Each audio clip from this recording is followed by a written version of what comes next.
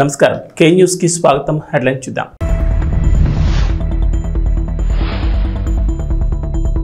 లోక్సభ ఎన్నికలు పార్లమెంట్ నిర్వహణపై తొలిసారి స్పందించిన ఆర్ఎస్ఎస్ చీఫ్ ఎన్నికలు ముగిసిపోయాయని ఇక దేశ నిర్మాణంపై దృష్టి సారించాలని పిలుపు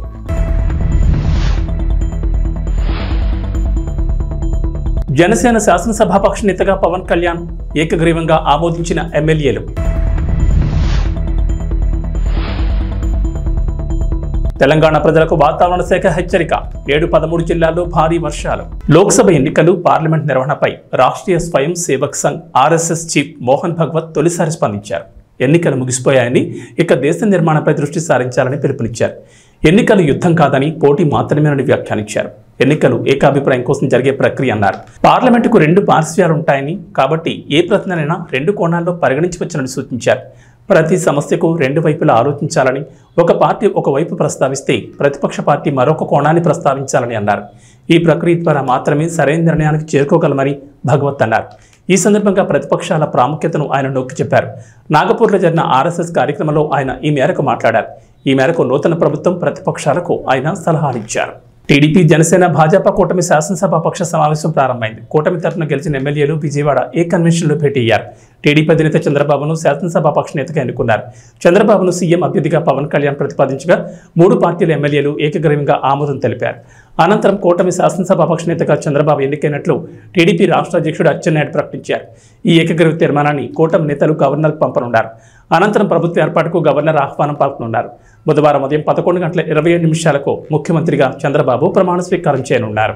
దేశ చరిత్రలో ఆంధ్రప్రదేశ్ ఏర్పడిన తర్వాత ఇటువంటి అద్భుతమైనటువంటి విజయం ఇంతవరకు ఎప్పుడు మనం చూడలేదు. అటువంటి విజయాన్ని మనం సాధించాం. ఆ విజయానికి కారకులైనటువంటి అధ్యక్షులు చంద్రబాబు నాయుడు గారికి, ప్రధానమంత్రి మోడీ గారికి, పవన్ కళ్యాణ్ గారికి, పురంధేశ్వరి మేడం గారికి మరొకసారి హృదయపూర్వకంగా శిరస్సు వంచి నమస్కారాలు తెలియజేస్తున్నాను. అద్భుతమైన విజయం సాధించామని ఆనందం మనకున్నా సరే, మనందరిపైన గురుతరమైనటువంటి బాధ్యత కూడా ఉంది అని మనందరం కూడా ఒక్కసారి గుర్తుపెట్టు. భారతీయ జనతా పార్టీ అధ్యక్షురాలు శ్రీమతి దగ్గుపాటి పురంధేశ్వరి గారికి నా హృదయపూర్వక నమస్కారాలు. తాడేపల్లిగూడెం సభలో నేను చెప్పినట్టుగా ఒక దార్శనికులు, 4 దశాబ్దాల సుదీర్ఘ అనుభవం, ఎన్నో ఒడిదుడుకులను ఎదుర్కొన్న తెలుగుదేశం జాతీయ పార్టీ అధ్యక్షులు శ్రీ నారా చంద్రబాబు నాయుడు గారికి నా హృదయపూర్వక నమస్కారం.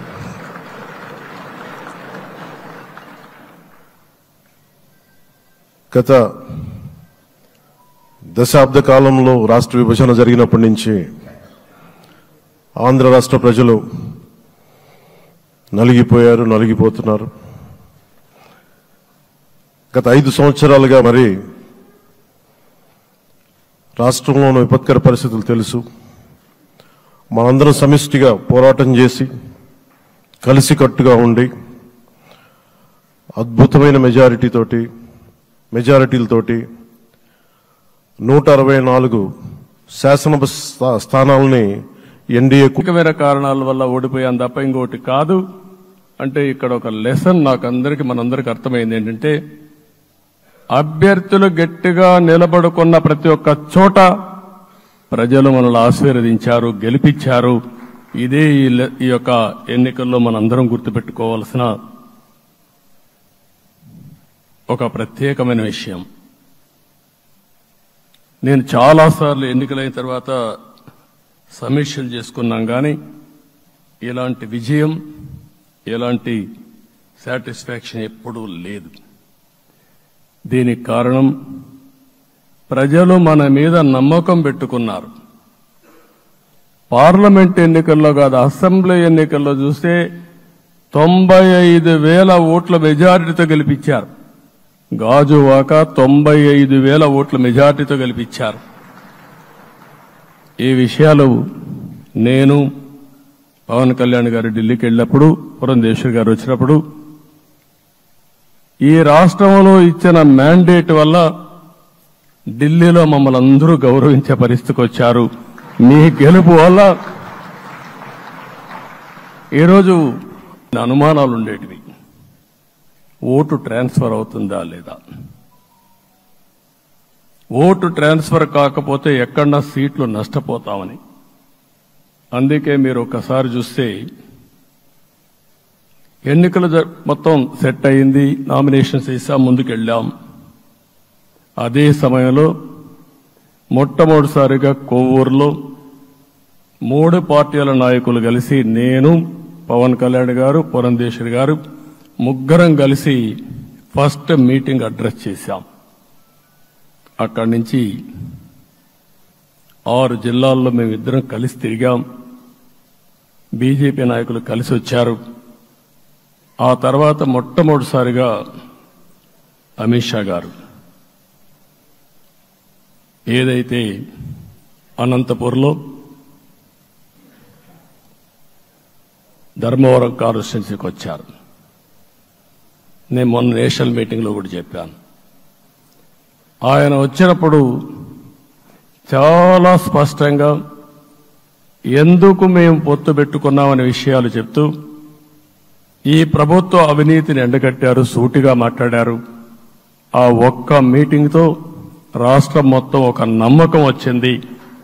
బీజేపీ కూడా పూర్తిగా ఈ కూటమిని సపోర్ట్ చేస్తున్నారనే కాకుండా ఈ రాష్ట్రానికి ఏ అవసరం ఉందో చెప్పగలిగారు. అది అయిన తర్వాత ప్రధానమంత్రి గారు వచ్చారు. మొట్టమొదటి మీటింగ్ మీరు చూస్తే ఇక్కడనే రాజమండ్రిలో పెట్టారు. రాజమండ్రిలో స్పష్టత ఇచ్చారు, దేని అనకాపల్లిలో స్పష్టత ఇచ్చారు. తర్వాత రాజంపేటలో మాట్లాడుతూ చాలా క్లియర్గా చెప్పారు. ఇదే విజయవాడకు వచ్చినప్పుడు రోడ్ షో పెడితే నా జీవితంలో ఎప్పుడూ చూడలేదు, ప్రధానమంత్రి గారు కూడా అదే చెప్పారు. బ్రహ్మాండమైన రోడ్ షో విజయవాడలో జరిగిందని ప్రధానమంత్రి గారు కూడా అభినందించే పరిస్థితికి వచ్చారు. ఇవన్నీ కలయికే మన విజయం. ఈ విషయం మనం గుర్తుపెట్టుకోవాల్సిన అవసరం ఉంది. మీరు కష్టపడ్డారు. నేను చాలా ఎన్నికల్లో చూశాను. అందరూ అభ్యర్థులు కూడా ఈ ఎన్నికల్లో కష్టపడిన విధానం కానీ ఇంత కష్టం నేను ఎప్పుడూ చూడలేదు. ఒక్క మాటలో చెప్పాలంటే ప్రతి ఒక్కరూ మనసు పెట్టి పనిచేశారు. అందుకే ఈ గెలుపు వచ్చిందని చెప్పి కూడా నేను మీకు తెలియజేస్తున్నా. జనసేన శాసనసభ పక్ష నేతగా ఆ పార్టీ అధినేత పిఠాపురం ఎమ్మెల్యే పవన్ కళ్యాణ్ ఏకగ్రీవంగా ఎన్నికయ్యారు. ఈ మేరకు జనసేన మంగళవారం ఎక్స్ ఖాతాలో పోస్ట్ చేసింది. మంగళగిరిలోని జనసేన కేంద్ర కార్యాలయంలో తమ పార్టీ శాసనసభ పక్ష సమావేశం జరిగినట్లు తెలిపింది. ఈ భేటీకి పార్టీ ఎమ్మెల్యేలంతా హాజరయ్యారు. ఈ భేటీలో పార్టీ శాసనసభ పక్ష నేతగా పవన్ కళ్యాణ్ పేరును తెనాలి ఎమ్మెల్యే నాదెండ్ల మనోహర్ ప్రతిపాదించారు. ఈ ప్రతిపాదనకు ఎమ్మెల్యేలంతా ఏకగ్రీవంగా ఆమోదం తెలిపారు. మరోవైపు బీజేపీ రాష్ట్ర కార్యాలయంలో ఆ పార్టీ ఎమ్మెల్యేలంతా సమావేశమయ్యారు. పార్టీ శాసనసభ పక్ష నేత ఎంపికపై బీజేపీ రాష్ట్ర అధ్యక్షురాలు పురంధేశ్వరి వారితో చర్చించారు. అధిష్టానం ప్రకటనకు ఎమ్మెల్యేలంతా కట్టుబడి ఉండాలని ఈ సమావేశంలో నిర్ణయించారు. రాష్ట్ర ప్రజలంతా టీడీపీ, జనసేన, బీజేపీ కూటమిపై విశ్వాసంతో మంచి విజయం అందించారని పురంధేశ్వరి అన్నారు. ముఖ్యమంత్రిగా చంద్రబాబు నాయుడు ప్రమాణ స్వీకార కార్యక్రమానికి ప్రధాని మోడీ, కేంద్ర హోంమంత్రి అమిత్ షా వస్తున్నట్లు చెప్పారు. రాష్ట్ర బీజేపీ తరపున ఈ కార్యక్రమంలో పాల్గొంటామని పేర్కొన్నారు. అందరికీ నమస్కారం. మన పార్టీ అధ్యక్షులు శ్రీ పవన్ కళ్యాణ్ గారికి, జనసేన శాసనసభ్యులుగా మీరందరూ కూడా ప్రజల పక్షాన్ని నిలబడి పార్టీ ప్రతినిధిగా ఎన్నికైనందుకు మిమ్మల్ని కూడా మొట్టమొదటి శాసనసభ పక్ష సమావేశానికి మనందరం కూడా ఇంత గర్వంగా మంగళగిరిలో మన పార్టీ కార్యాలయంలో ప్రెసిడెంట్ గారి ఆధ్వర్యంలో ఈ విధంగా చేసుకోవడం నిజంగానే మా పూర్వజనంలో మనం చేసుకున్న ఒక గొప్ప అదృష్టంగా మనం భావించి ప్రజలకి మరింత అంకిత భావంతో, నిండు మనసుతోటి, బాధ్యతతోటి మనందరం కూడా చేయాల్సిన అనేక కార్యక్రమాల గురించి, వీటన్నిటికన్నా పార్టీతోటి చేసే ప్రయాణంలో చిత్తశుద్ధి, నిబద్ధత మన పార్టీ అధ్యక్షులు గారికి అన్ని విధాలుగా ఎల్లప్పుడూ అండగా నిలబడే విధంగా మనందరం కూడా ఆంధ్ర ప్రజలు చూసి గర్వపడే విధంగా మనం కష్టపడి పనిచేయాలని మనస్ఫూర్తిగా నేను కోరుకుంటూ, ఈరోజు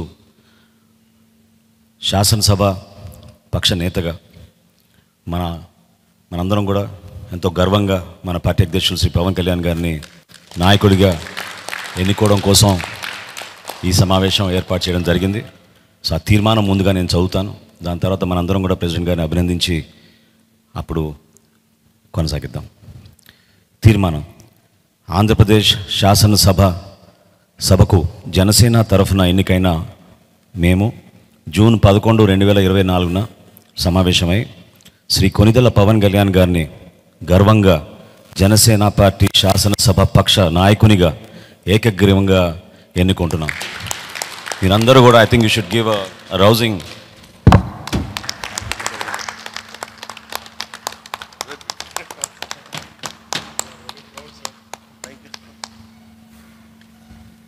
ఈ కాన్స్టిట్యూషనల్ ఫార్మాలిటీ పూర్తయింది కాబట్టి ఇప్పుడు మన పార్టీ అధ్యక్షులు, అదేవిధంగా మన శాసనసభ పక్ష నేత, మన పార్టీ అధ్యక్షులు శ్రీ పవన్ కళ్యాణ్ గారిని మాట్లాడమని రిక్వెస్ట్ చేస్తాం. ఇప్పుడు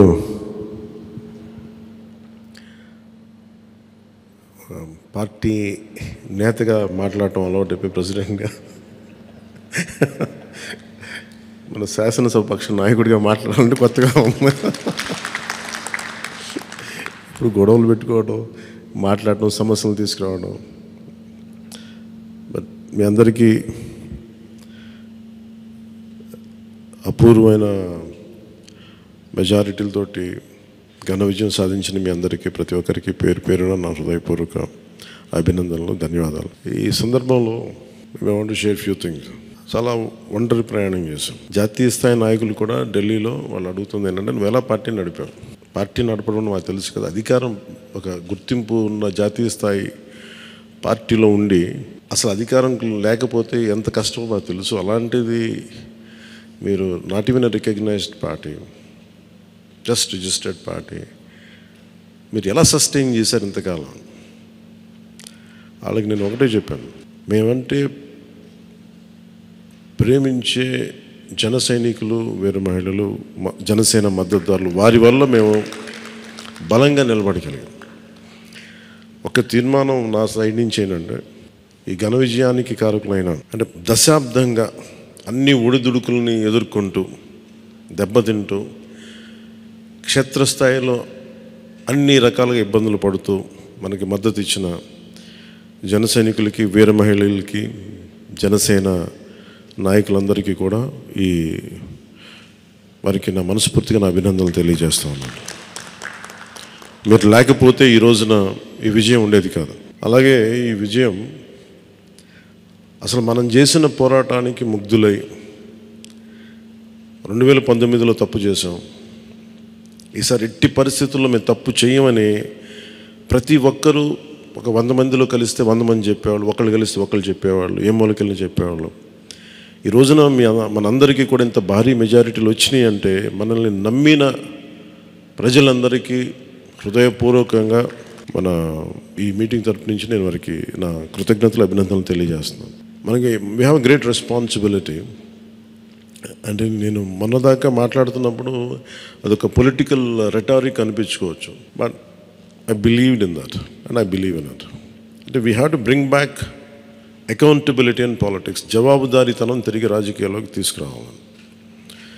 గొడవ పెట్టుకునేటప్పుడు అంటే మనోహర్ గారు మేము చాలాసార్లు మాట్లాడుకున్నప్పుడు, cooperation and confrontation is a part of democracy.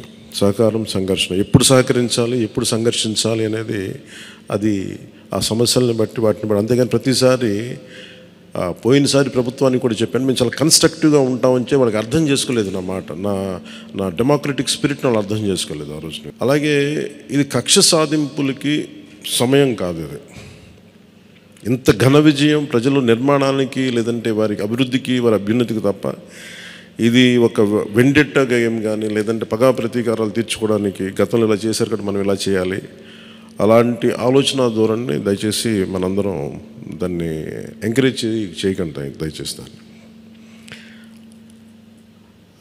అలాగే చాలా చాలా క్షేత్రస్థాయిలో ప్రతి ఒక్కరూ అందుబాటులో ఉన్నాం, నాతో సహా. ఈరోజున జాతీయ స్థాయిలో మరి మనం సాధించిన విజయాలు కూడా చెప్పుకోవాలి. చాలామంది పొలిటికల్ పార్టీ ప్రారంభించారు, మూసేశారు భారతదేశం మొత్తం మీద. ఈవెన్ ఫ్రమ్ పంజాబ్ నుంచి ఎవరు వచ్చి మాట్లాడుతున్నారు, వాళ్ళ అకాలీదళ్ ఫ్యాక్షన్ ఒకటి. మా నాన్నగారు స్టార్ట్ చేశారు, మేము స్టార్ట్ చేసి ఇనిషియేట్ చేసి ఆఫ్ చేసేసుకోవాల్సి వచ్చిందని. మన ఎన్నికలకి మనం సాధించింది from a registered political party నుంచి recognised political party.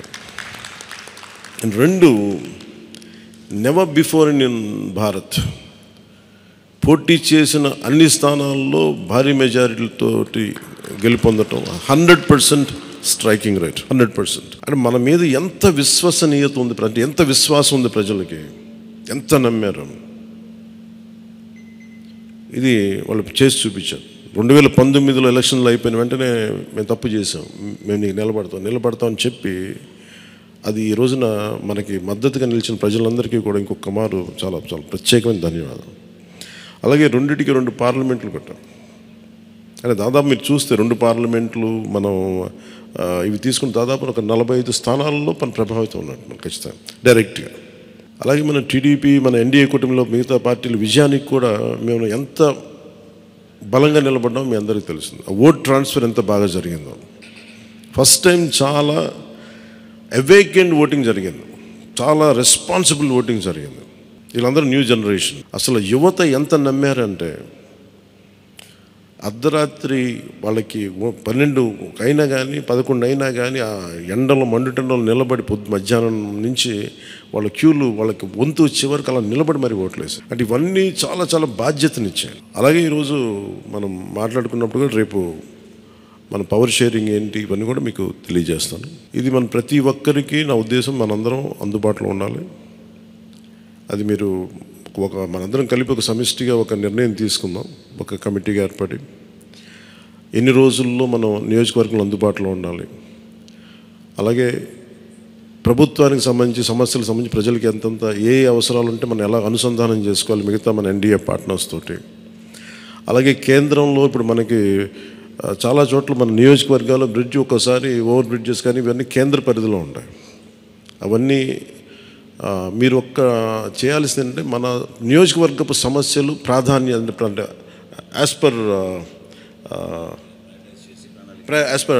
Please prioritise చేసి మనం కొన్ని కేంద్రం ద్వారా జరిపించాల్సినవి ఉంటే అది చేద్దాం. అలాగే ఇది మనం దేనికోసమైతే నిలబడ్డామో మాట ఇచ్చామో వాటికి నిలబడతాం. అలాగే పాలకొండకి మనం వెళ్ళినప్పుడు అక్కడ ఏనుగులు వచ్చి పంట పొలాలు ధ్వంసం చేస్తాయి. ప్రతి చిన్న చిన్న సమస్య, అలాగే irrigation projects, minor irrigation projects వీటికి చాలా తక్కువ నిధులతోటి 20-25 కోట్లతో అయిపోయే పనులు చాలా ఉన్నాయి.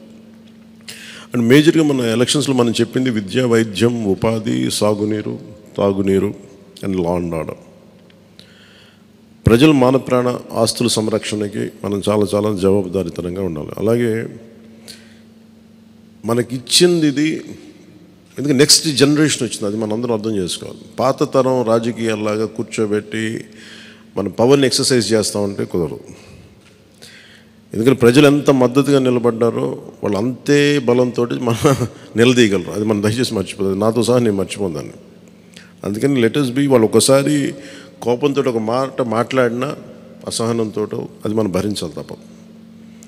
అలాగే విమర్శించేటప్పుడు కూడా దయచేసి అది పర్సనల్ అటాక్స్ ఎవరికి కలగండి. వాళ్ళని మీరు చూశారు కదా, పోయినసారి ఆయన గత ప్రభుత్వాన్ని హ్యాండిల్ చేసిన ముఖ్యమంత్రి గారు ఎన్ని మాట్లాడి నేను ఎందుకు స్పందించలేదు వ్యక్తిగతంగా అంటే అది ఆ ప్రెసిడెంట్ ఆపేద్దామని మనం ఎక్కడ చేయాలి. అలాగే పార్టీ ఒకటి మనందరం చేయాల్సింది ఒకటి టైమ్స్, ఒకటి పంక్చువాలిటీ, సరైన సమయానికి రావడం. మీరు కావాలంటే గంట ముందు రండి. నైట్ 1:30, 2:30 అని పడుకునేటప్పటికి. ఎందుకంటే ఇది మనం 5 సంవత్సరాల కాలాన్ని ఎంత సద్వినియోగం చేసుకోగలం దాని మీద ఆధారపడి ఉంటుంది భవిష్యత్తు. దయచేసి మనందరం నియమావళిని పాటిద్దాం. కొంత మనలో కూడా మనం వన్స్ ఇన్ ఎ వైల్ మనందరం కూర్చొని మేబీ ఓవర్ లంచ్, ఒక ఈవినింగ్ ఒక చాయ్ పే చర్చ లాగా ఏమేం చేయాలి. అలాగే మనం కూడా కొంత కలుపుగోలుతనం చూపించాలి మిగతా పార్టీలు, మన ఎన్డీఏ కానీ బీజేపీ, మన ఎన్డీఏ పార్ట్నర్స్ అందరికీ కూడా. అంటే మీరు మనం ప్రత్యేకించి మనం ఎక్స్క్లూజివ్గా ఉండకుండా అందరితో మమేకం అవ్వాలి. At the same time not losing our identity. అందుకని ఇవన్నీ దృష్టిలో పెట్టుకొని ఇప్పుడు మనం ఢిల్లీలో మనం చేసినట్టుగా మన ప్రధానమంత్రి గారి పేరుని నన్ను కూడా ప్రతిపాదించినట్టుగా ఈ రోజున రాష్ట్ర ఎన్డీఏ నాయకులు మనం ఎన్నుకోవాలి. మీ అందరికీ ఇంకొక మారు ధన్యవాదాలు తెలుపుకుంటాం. Thank you. జై హింద్. అసాధ్యాన్ని సాధ్యం చేసినందుకు మనస్ఫూర్తిగా మనందరి తరఫున మరొకసారి మన పార్టీ అధ్యక్షులు పవన్ కళ్యాణ్ గారికి ధన్యవాదాలు తెలుపుకుంటూ, ఈ సమావేశానికి హాజరైనట్టు మనం ఇదొక ఫార్మాలిటీ పూర్తి చేయాలి. ముందుగా నిమ్మక్క జయకృష్ణ గారు పాలకొండ, థ్యాంక్ యూ. అదేవిధంగా లోకం మాధవి గారు నెల్లిమర్ల, వంశీకృష్ణ శ్రీనివాస్ గారు విశాఖపట్నం నుంచి, కొంతాల రామకృష్ణ గారు అనకాపల్లి నుంచి, పంచకల రమేష్ బాబు గారు పెందుర్తి నుంచి, సుందరపు విజయ్ కుమార్ గారు, నానాజీ గారు, వెంకటేశ్వరరావు గారు, దేవ వరప్రసాద్ గారు, శ్రీ గిడ్డి సత్యనారాయణ గారు, శ్రీ బత్తుల బలరామకృష్ణ గారు, శ్రీ కందుల దుర్గేష్ గారు, శ్రీ నాయకర్ గారు, శ్రీ రామాంజనేయులు గారు, శ్రీ బోల్సెట్ శ్రీను గారు, శ్రీ పచ్చమట్ల ధర్మరాజు గారు, శ్రీ బాలరాజు గారు, పెద్దలు బుద్ధప్రసాద్ గారు, శ్రీ ఆర్వ శ్రీధర్ గారు, ఆర్వ శ్రీనివాసులు గారు. సో మీరందరూ కూడా హాజరై సంతకాలు చేసి మన పార్టీ అధ్యక్షులు గారిని బలపరిచినందుకు మనస్ఫూర్తిగా మీకు ధన్యవాదాలు తెలుపుకుంటూ, ప్రెసిడెంట్ గారు అన్నట్టు మనం ఆ సమావేశానికి వెళ్ళాలి కాబట్టి ఈ సమావేశం ఇంతటితో ముగించుకుందాం. ముందు ప్రెసిడెంట్ గారికి సన్మానం చేద్దాం మనందరం కలిసి.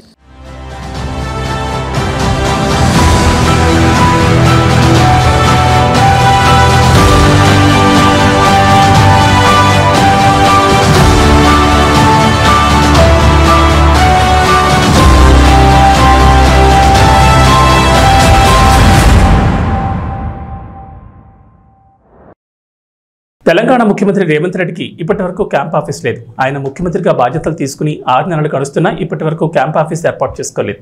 గత ప్రభుత్వ హయాంలో ప్రగతి భవన్ క్యాంప్ ఆఫీస్గా ఉండగా కాంగ్రెస్ అధికారంలోకి వచ్చాక ఆ భవనాన్ని ప్రజాభవన్గా పేరు మార్చి డిప్యూటీ సీఎం భట్టి విక్రమార్క అధికారిక నివాసంగా మార్చారు. ప్రస్తుతం సీఎం రేవంత్ రెడ్డి ఏమైనా సమీక్షలు నిర్వహించాలంటే తన ఇంటి నుంచి లేదా సెక్రటరియట్ నుంచి చేస్తున్నారు. అయితే క్యాంప్ ఆఫీస్ కోసం పలు బిల్డింగ్లు పరిశీలించినా ఏదీ కార్యరూపం దాల్చలేదు. పైగా ప్యాలెస్, మరి చెన్నారెడ్డి మానవ వనరుల కేంద్రం తదితర బిల్డింగులు చూసినా ఆఫీస్ ఏర్పాటు చేయలేదు. ఈ నేపథ్యంలో పోలీస్ కమాండ్ కంట్రోల్ సెంటర్ను క్యాంప్ ఆఫీస్లో వాడుకునేందుకు సీఎం రేవంత్ రెడ్డి డిసైడ్ అయ్యారు. రెగ్యులర్ రివ్యూలకు ఈ బిల్డింగ్ని వినియోగించుకోనున్నారు. ప్రస్తుతం క్యాంప్ ఆఫీస్ లేకపోవడంతో ఇప్పటికే అన్ని సౌకర్యాలతో ఉన్న కమాండ్ కంట్రోల్ సెంటర్లోని సీఎం ఛాంబర్ను సమీక్షా సమావేశాల కోసం ఉపయోగించుకుంటున్నారు. తెలంగాణలో రేపటి నుంచి స్కూళ్లు ప్రారంభం కానున్నాయి. అందుకు విద్యాశాఖ అధికారులు ఇప్పటికే అన్ని ఏర్పాట్లు పూర్తి చేశారు. ఇక పిల్లల చదువులంటే తల్లిదండ్రులకు తడిసి మోపడవుతోంది. కార్పొరేట్ స్కూళ్లలో లక్షల్లో ఫీజులు వసూలు చేస్తున్నారు. ప్రభుత్వ పాఠశాలలో నాణ్యమైన విద్య లభించదని అపోహ ప్రజల్లో ఉంది. ఈ నేపథ్యంలో Telangana CM Revanth interesting tweet చేశారు. లక్ష్య సాధనకు లక్షల రూపాయల ఫీజులు కట్టి కార్పొరేట్ స్కూళ్లకే వెళ్ళక్కర్లేదని చెప్పారు. సర్కార్ బడిలో చదివి కూడా సత్తా చాటొచ్చన్నారు. అలా నిరూపించిన విద్యార్థులకు అభినందనలంటూ ట్వీట్ చేశారు. మట్టిలో మాణిక్యాలు మన విద్యా కుసుమాలు. లక్ష్య సాధనకు లక్షల రూపాయల ఫీజులు కట్టి కార్పొరేట్ స్కూళ్లకే వెళ్ళలక్కర్లేదు. సర్కార్ బడిలో చదివి కూడా సత్తా చాటగలమని నిరూపించిన విద్యార్థులకు నా అభినందనలు. వారి భవిత ఉజ్వలంగా ఉండాలని, ఉన్నత శిఖరాలను అందుకోవాలని ఆకాంక్షిస్తున్నానంటూ రేవంత్ ట్వీట్ చేశారు. రాష్ట్రంలో అభివృద్ధిని సమిష్టిగా ముందుకు తీసుకెళ్లాల్సిన అవసరం ఉందని జనసేన అధినేత పవన్ కళ్యాణ్ అన్నారు. అసెంబ్లీ ఎన్నికల్లో టీడీపీ, జనసేన, బీజేపీ కూటమి 175 సీట్లకు గాను అద్భుత మెజార్టీతో 164 సీట్లలో విజయం సాధించిందని, అలాగే లోక్సభ ఎన్నికల్లోనూ 25 సీట్లకు గాను 21 ఎంపీ స్థానాలను కూటమి గెలుచుకుందని చెప్పారు. మంగళవారం విజయవాడలోని ఏ కన్వెన్షన్ సెంటర్లో కూటమి శాసనసభాపక్ష సమావేశం జరిగింది. ఈ సమావేశానికి టీడీపీ అధినేత చంద్రబాబు, బీజేపీ రాష్ట్ర అధ్యక్షురాలు పురంధేశ్వరి, జనసేన అధినేత పవన్ కళ్యాణ్ పాల్గొన్నారు. ఈ సందర్భంగా పవన్ మాట్లాడుతూ కూటమి విజయం యావత్ దేశానికి స్ఫూర్తిగా నిలిచిందని వ్యాఖ్యానించారు. కూటమి అంటే ఎలా ఉండాలో, ఎలా పనిచేయాలో కలిసికట్టుగా చూపించామని చెప్పారు. రాష్ట్రంలోని 5 కోట్ల మంది ప్రజలు కూటమి మంచి పాలన అందిస్తుందని నమ్మకం పెట్టుకున్నారని జనసేనాని గుర్తు చేశారు. అందువల్ల కక్ష సాధింపులు, వ్యక్తిగత దోషణలకు ఇది సమయం కాదని సూచించారు. తూర్పు ఆఫ్రికాలోని మాలావిలో ఓ విమానం అదృశ్యమైంది. మాలావి డిఫెన్స్ ఫోర్స్కు చెందిన ఈ విమానంలో వైస్ ప్రెసిడెంట్ సౌలోస్ క్లాస్ చిలీమాతో పాటు మరో 9 మంది ఉన్నారు. స్థానిక కాలమానం ప్రకారం సోమవారం ఉదయం 9 గంటల 15 నిమిషాలకు విమానం షెడ్యూల్ ప్రకారం గమ్యస్థానానికి చేరుకోలేదు. ఉదయం 10 గంటల 2 నిమిషాలకు ముజు అంతర్జాతీయ విమానాశ్రయంలో ల్యాండింగ్ కాకపోవడంతో విమానం అదృశ్యమైనట్లు అధ్యక్ష కార్యాలయం పేర్కొంది. రాజధాని నగరం లిలాంగ్వే నుంచి అది బయలుదేరిందని తెలిపింది. రాడార్తో విమానానికి సంబంధాలు తెగిపోయాయని, కాంటాక్ట్ కోసం ఏవియేషన్ అధికారులు చేసిన ప్రయత్నాలని విఫలమయ్యాయని మాలావి అధ్యక్ష కేబినెట్ కార్యాలయం ఒక ప్రకటనలో వివరించాయి. కాగా విమానం కోసం మాలావి అన్వేషణ కొనసాగుతోంది. సెర్చ్ రెస్క్యూ ఆపరేషన్ కు అక్కడి ప్రభుత్వం ఆదేశించింది. కాగా అదృశ్యమైన విమానంలో చిలిమా భార్య మేరీ, యునైటెడ్ ట్రాన్స్ఫర్మేషన్ మూవ్మెంట్ పార్టీకి చెందిన పలువురు అధికారులు ఉన్నారు. పాన్ ఇండియా మూవీ కల్కి 2898 AD జూన్ 27న ప్రపంచవ్యాప్తంగా రిలీజ్ కాబోతోంది. ప్రభాస్ ప్రధాన పాత్రలో నటిస్తున్న ఈ చిత్ర ట్రైలర్ నిన్న రిలీజ్ అయిన సంగతి తెలిసిందే. ప్రస్తుతం ఎక్కడ చూసినా ఈ ట్రైలర్ గురించి చర్చ నడుస్తోంది. ముఖ్యంగా ఇందులో విజువల్స్ హాలీవుడ్ రేంజ్లో ఉండడంతో ఫ్యాన్స్ మామూలు హడావుడి చేయడం లేదు. సోషల్ మీడియాలో కల్కి #ట్రెండింగ్లో ఉంది. అయితే అభిమానుల జోష్ను ఇంకాస్త పెంచే న్యూస్ ఒకటి తెలిసింది. కల్కి సినిమా నుంచి మరో ట్రైలర్ను కూడా మూవీ టీం రిలీజ్ చేయబోతున్నట్లు సమాచారం. మూవీ టీం 2 నిమిషాల 30 సెకండ్ల నిడివి గల మరో ట్రైలర్ను కూడా సిద్ధం చేసినట్లు తెలుస్తోంది. మూవీ ప్రీమియర్కి వారం ముందు ఈ ట్రైలర్ను రిలీజ్ చేయబోతున్నారు. దీనిపై ఇంకా అధికారిక ప్రకటన రాలేదు. అయితే ఈ కొత్త ట్రైలర్లో మొదటి ట్రైలర్లోని కొన్ని ఉత్కంఠభరిత సన్నివేశాలతో పాటు ఇప్పటి వరకు రివీల్ చేయని కొన్ని కొత్త క్యారెక్టర్లు, సీన్లు ఉండబోతున్నట్లు తెలుస్తోంది. వెస్టిండీస్ అమెరికా వేదికగా జరుగుతున్న T20 వరల్డ్ కప్ 2024లో సంచలనాల పరంపర కొనసాగుతోంది. ఆదివారం పాకిస్తాన్తో జరిగిన మ్యాచ్లో టీమిండియా 119 పరుగుల స్కోర్ను డిఫెండ్ చేసుకోగా 24 గంటల్లోని ఆ రికార్డును దక్షిణాఫ్రికా తిరగరాసింది. న్యూయార్క్ వేదికగా సోమవారం జరిగిన మ్యాచ్లో బంగ్లాదేశ్పై 113 పరుగుల స్వల్ప స్కోర్ను ఆ జట్టు కాపాడుకుంది. 114 పరుగుల లక్ష్యంతో బ్యాటింగ్ చేసిన బంగ్లాదేశ్ నిర్ణీత 20 ఓవర్లలో 7 వికెట్ల నష్టానికి 109 పరుగులు మాత్రమే చేయగలిగింది. చివరి బంతి వరకు ఉత్కంఠను రేకెత్తించిన ఈ మ్యాచ్లో దక్షిణాఫ్రికా 4 పరుగుల తేడాతో చారిత్రాత్మక విజయాన్ని నమోదు చేసుకుంది. ఇక వాతావరణ విషయానికి వస్తే నైరుతి రుతుపవనాలు తెలంగాణ అంతటా విస్తరిస్తున్నాయి. ఈ నెల 5న రుతుపవనాలు ఉమ్మడి మహబూబ్ నగర్ నుంచి తెలంగాణలోకి ప్రవేశించగా ప్రస్తుతం రాష్ట్రమంతటా విస్తరించాయి. వీటి ప్రభావంతో తెలంగాణ వ్యాప్తంగా 2 రోజుల పాటు వర్షాలు కురుస్తాయని వాతావరణ శాఖ అధికారులు తెలిపారు. నేడు రేపు మోస్తరు నుంచి భారీ వర్షాలు కురిసే అవకాశం ఉందని చెప్పారు. నేడు రంగారెడ్డి, వికారాబాద్, సంగారెడ్డి, కామారెడ్డి, కొమరంభీం, ఆసిఫాబాద్, మంచిర్యాల, పెద్దపల్లి, జయశంకర్ భూపాలపల్లి, మహబూబ్ నగర్, నాగర్ కర్నూలు, వనపర్తి, నారాయణపేట, జోగులాంబ గద్వాల్ జిల్లాలో భారీ వర్షాలు కురుస్తాయన్నారు. ఈ మేరకు ఆయా జిల్లాలకు ఎల్లో అలర్ట్ జారీ చేశారు. ఇక బుధవారం కరీంనగర్, పెద్దపల్లి, జయశంకర్ భూపాలపల్లి, ములుగు, మహబూబాబాద్, వరంగల్, హనుమకొండ, జనగామ, నల్గొండ, సూర్యాపేట, సిద్దిపేట, హైదరాబాద్, మేడ్చల్, మల్కాజ్గిరి, వికారాబాద్, యాదాద్రి, భువనగిరి, రంగారెడ్డి, సంగారెడ్డి, మెదక్ జిల్లాలో ఓ మోస్తరుగా వర్షాలు కురిసే అవకాశం ఉన్నట్లు వాతావరణ శాఖ అధికారులు తెలిపారు. ఏబీ బులెటిన్ విశేషాలు. నమస్కారం.